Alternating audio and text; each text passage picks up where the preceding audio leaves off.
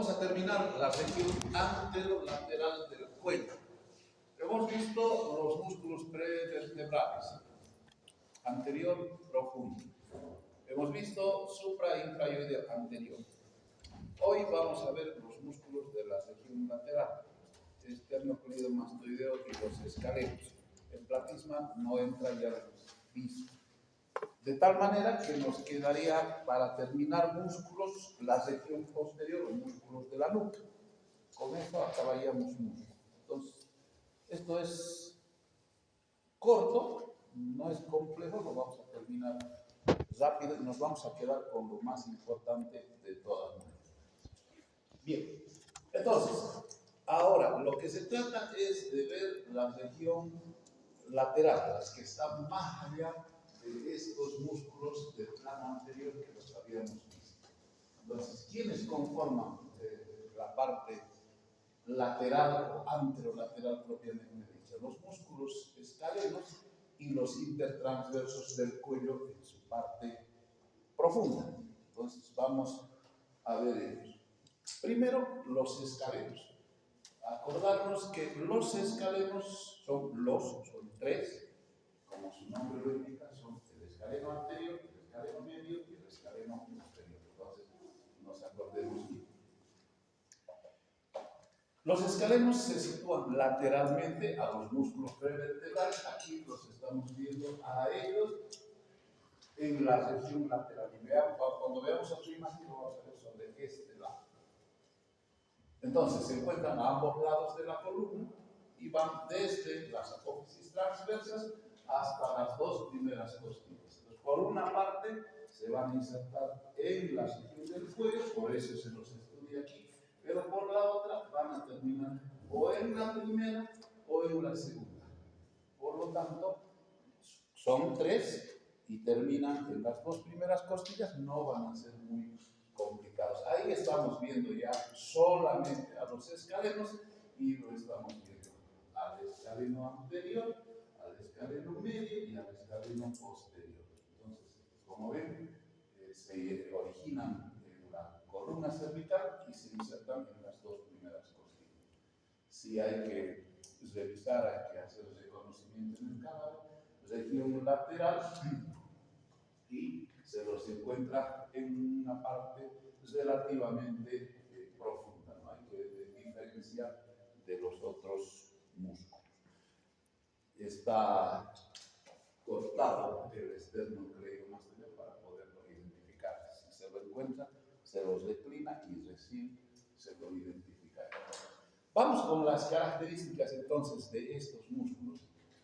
Y comienza la descripción con el escaleno anterior y el escaleno medio, es decir, los dos músculos que hemos visto, nos adelantemos, insertados en la primera costilla. Estos dos hacen referencia a la primera costilla.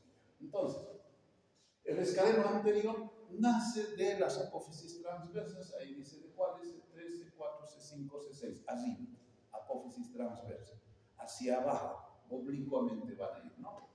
Y terminan en un tendón en la sala superior de la primera costilla, en una formación que cuando veamos ya las costillas recibe el nombre de el tubérculo de Linz-Frank.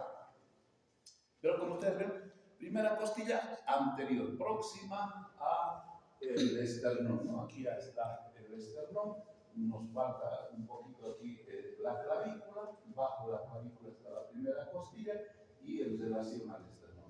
Es el primer escaleno que nos encontramos, por eso se llama así, escaleno anterior. El escaleno medio es lateral, ustedes pueden ver, este es el anterior, ahí está, es lateral. Lateral y posterior, ¿no es cierto? Este está un poquitito más también hacia atrás. Se inserta igual en los tubérculos anteriores de C2 a C7, va a ir un poquito más arriba y va a ir igual bajando por detrás. Oblicuamente también va a terminar en la primera costilla, pero lateral a la inserción del escaleno anterior. ¿Sí? Escaleno anterior, lateral, ahí está la inserción del escaleno medio. Importante, algo sí, hay que fijarse sobre todo su inserción inferior de estos dos. ¿Por qué? Porque juntos van a formar un triángulo de base inferior por el que pasa la arteria subclavia y el plexo braquial. Entendamos un poco, entonces van a venir a formar sus paredes, el escaleno anterior, el escaleno medio, la base va a formar la primera costilla y por encima de ella van a transcurrir la arteria subclavia y el plexo braquial que está camino hacia el miembro superior. Entonces, están pasando la región de las costillas, están por debajo de la clavícula, pero encima de la primera costilla, entre los dos escalenos. Ahí está. Esa imagen nos muestra justamente eso. Estamos viendo, fíjense, a la primera costilla, estamos viendo la clavícula y a los escalenos. Los escalenos están yendo a insertarse en la primera costilla y se están separando para formar un triángulo, van a completarlo con la primera costilla y en ese triángulo van a transcurrir el plexo braquial y la arteria subclavia, entre los espacios que forman el escaleno anterior y el escaleno medio. Aquí está, ven también, no está a colores, pero igual se puede ver el plexo braquial y la arteria subclavia, la primera costilla y los dos escalenos formando el triángulo. Bien, el escaleno posterior. El escaleno posterior nace de los tubérculos posteriores de las apófisis transversas C4, C5, C6, es decir, los tres casi nacen a la misma altura. La orientación es diferente, uno es más anterior sobre las apófisis transversas, otro es un poco más lateral y este prácticamente ya la parte posterior de la apófisis transversa. Y van a terminar en el borde superior y cara lateral de la segunda costilla. Primera costilla, escaleno anterior, escaleno medio, segunda costilla, escaleno posterior. Entonces, en eso se diferencia el escaleno posterior, en que no termina en la primera, sino es el único que termina en la segunda costilla. Su acción es punto fijo, punto móvil, pero a este nivel, tanto la columna cervical como las costillas suelen ser móviles. Entonces, para explicar su acción hay que decir quién está fijo y entonces cuál es la acción. Por eso dice, si el punto fijo es la columna, esta es la parte que no se va a mover, esta es la parte que permanece quieta. Entonces, cuando se contrae, se va a elevar la primera costilla y la segunda costilla. Y todo músculo que eleva las costillas es un músculo inspirador, ¿no? Entonces, por lo tanto, son músculos inspiradores. Al revés, el punto fijo ahora está en el tórax. Esta es la parte que no se va a mover. ¿Qué va a producir? Se va a traccionar la columna cervical y se va a producir la rotación de la columna cervical, la rotación del cuello hacia el lado de la parte que se contrae. Entonces, eso es lo que va a pasar otra vez ahí para poder identificar a los escalenos. Escaleno anterior, escaleno medio. Bien, eso es todo, escalenos. Vamos con los intertransversos del cuello. Estábamos viendo la parte complicada de la anatomía, después encontré esto, y lo que hay que acordarse es esto: intertransversos, entre apófisis transversas. Basta con eso, ¿no? Entonces, ¿dónde se encuentran los intertransversos del cuello? En cada espacio intertransverso del cuello. ¿Dónde están los espacios intertransversos del cuello? Entre la apófisis transversa de la vértebra suprayacente y la apófisis transversa de la vértebra subyacente. Ahí es donde está. Son dos, uno más anterior, el otro más posterior. Son láminas aplanadas, cortas, cuadriláteras de fibras verticales. Perfecto, eso es lo que se ve. Ambos limitan un espacio triangular de base inferior atravesado por la arteria y el nervio espinal. Acuérdense que por estos lugares, por la parte horizontal de las costillas y de las apófisis transversas, van a iniciar su recorrido los nervios espinales. Parecería otra cosa, ¿no? Ya hemos visto intertransversos. ¿Y qué es el recto lateral de la cabeza?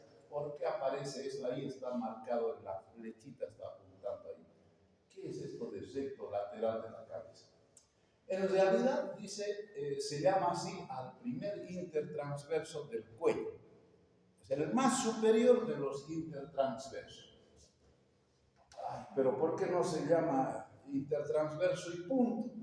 Porque acuérdense que hay relaciones importantes entre el occipital y el atlas y las vértebras. Entonces, todos los demás se llaman intertransverso, intertransverso, intertransverso. Pero ¿por qué se llama recto lateral? Porque este no es de la columna, este está relacionado con el occipital. Y si está relacionado con el occipital, tiene que llamarse de la cabeza. Y entonces, en resumen, para que quede claro, el recto lateral viene a ser el primer intertransverso, pero se llama recto lateral porque tiene su inserción en el occipital. Su acción inclina hacia su lado la cabeza y el cuello. Se tracciona la parte fija, aquí no hay al revés, y la cabeza va a contribuir, va a rotarse hacia el lado de la contracción. Ahí está también lo mismo, ¿no? Y ahí en las imágenes de disección.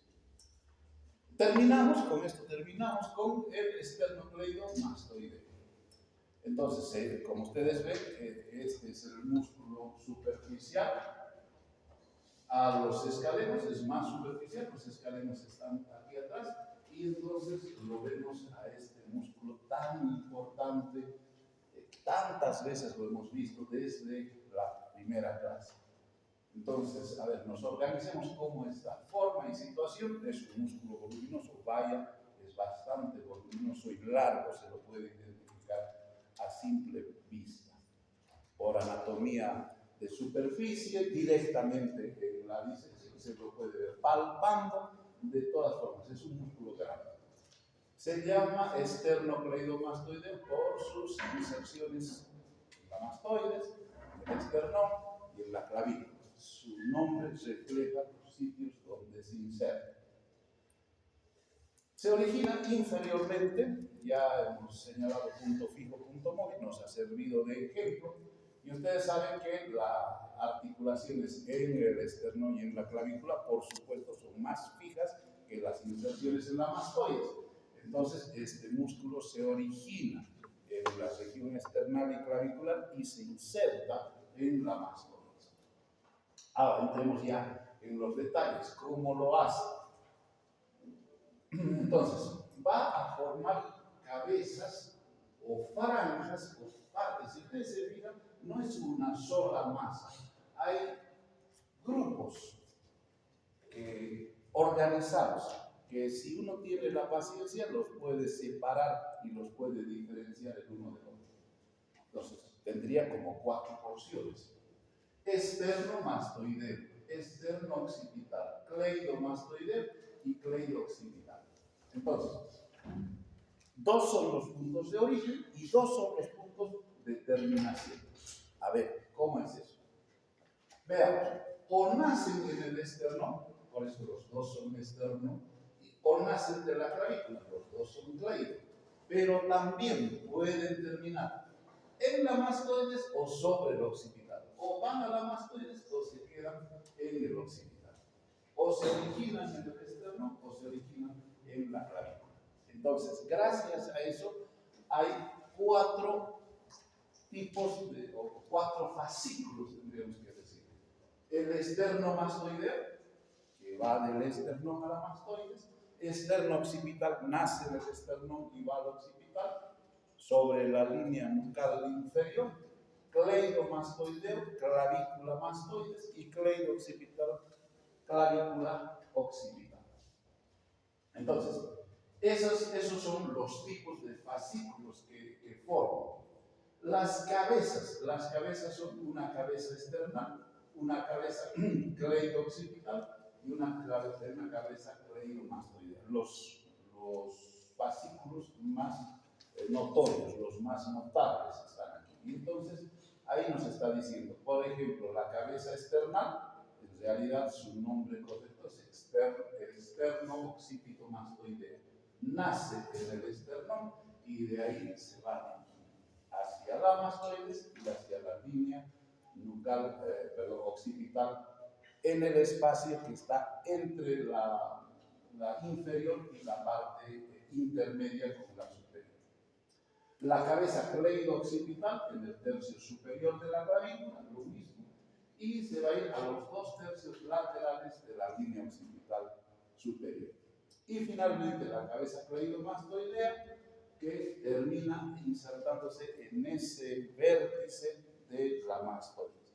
Aquí lo vemos en un solo haz. Ahí hay una imagen para poder ver al esternocleidomastoideo desde su origen a su terminación, y se puede diferenciar las inserciones mastoideas de las diferenciadas con las inserciones occipitales. Eso se puede ver ahí. Igual, ¿no? Lo mismo, varias figuras.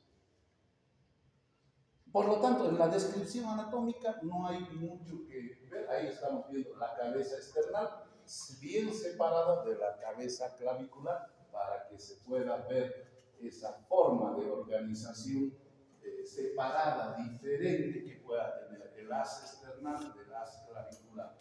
Pero al final todo se vuelve un solo manojo y es más difícil verlo separado en la región de la mastoides y de la cabeza. Acción. Acción del esternocleidomastoideo. Depende, ¿no? Si se van a contraer los 2 esternocleidomastoideos, se produce la flexión de la cabeza, y si se va a flexionar una de sus partes, le va a dar un movimiento de rotación. Esto lo venimos hablando desde que comenzamos músculos del cuello. Hace girar la cabeza al lado del músculo que se contrae. Si se contraen los 2 músculos, se produce la flexión. Si su punto fijo son las inserciones superiores, eleva las costillas. Si por alguna razón tensamos la cabeza, va a elevar la parte del esternón, y el esternón a su vez va a determinar la elevación de las costillas.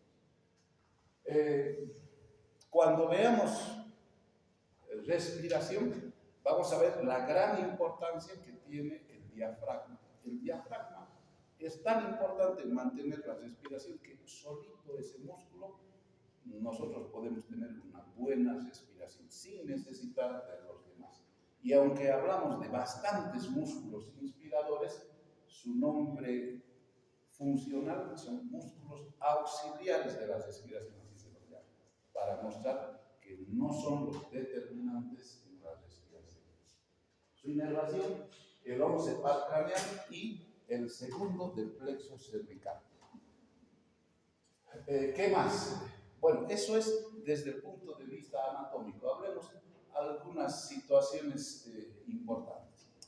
En la anatomía también tiene interés anatómico porque la parte, primero por su ubicación, hemos dicho que es superficial.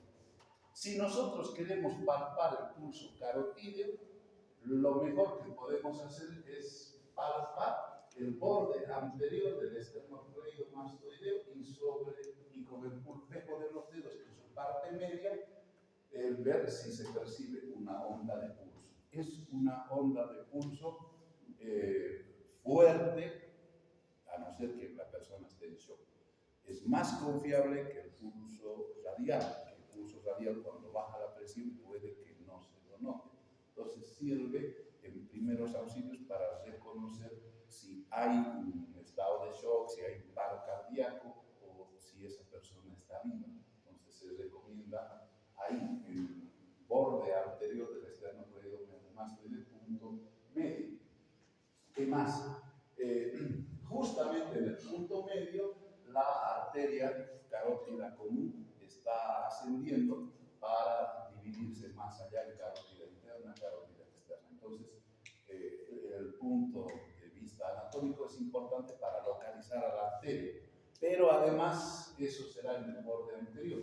En el borde posterior, como ustedes ven, se produce la emergencia de los nervios del plexo cervical. La mayoría de los nervios del plexo cervical nacen en relación al esternocleidomastoideo, especialmente a su borde posterior. Si ustedes se acuerdan, hemos encontrado el plexo lumbar, ¿no? Hemos encontrado el psoas, lo importante que era el psoas. En este músculo igual todos o la mayoría de los nervios se van a relacionar con el esternocleidomastoideo.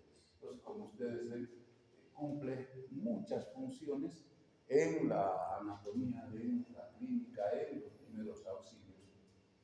Se los debe identificar. Ahí estamos viendo cuando se retira, cuando se corta el esternocleidomastoideo, se puede ver con mayor claridad toda esta región y sobre todo identificar al plexo, al paquete vasculonervioso principal del cuello. Caso clínico de vinculación clínica, nosotros tenemos la tortícolis, ¿no? En el caso de tortícolis, hay dos tipos de tortícolis. Esta que está haciendo mención habla de una tortícolis congénita. ¿Qué es una tortícolis congénita? El esternocleidomastoideo es un músculo, debería tener fibras musculares y nosotros podríamos flexionar la cabeza, soltar la cabeza. En algunas situaciones, el esternocleidomastoideo no es un músculo, está transformado y parece un ligamento. Si es un ligamento, no cumple acciones, no depende porque no tiene fibras de contracción. Y no solamente es un ligamento, sino que muchas veces es muy corto. Entonces hay personas que desde el nacimiento ya tienen una desviación del cuello porque la parte de esta tortícolis congénita se ha vuelto un ligamento, no participa de la actividad, pero también impide los movimientos del cuello. Entonces, ahí se puede ver en esa figura al esternocleidomastoideo muy bien identificado, queda como es superficial, se lo puede ver, pero además se caracteriza por el acortamiento de ese lado del cuello. Entonces, se llama congénito cuando ocurre en el momento del nacimiento. También hay otro que es el funcional, ¿no? La tortícolis funcional, que se produce sobre todo a consecuencia de la irritación del esternocleidomastoideo cuando está expuesto, por ejemplo, a bajas temperaturas. Personas que duermen con el área del cuello desprotegida, cerca de la ventana, un día con frío como ahora, y cuando se levantan, de pronto notan que no pueden mover el cuello. Tienen dificultades, si uno lo palpa, está como en el caso de la tortícolis conjunta, está todo contracturado. Entenderán que esto es más práctico, hay que hacer fisioterapia, hay que hacer rayos infrarrojos, hay que calentar al músculo para que recupere su funcionalidad. No es una patología grave. Listo. Con eso terminamos.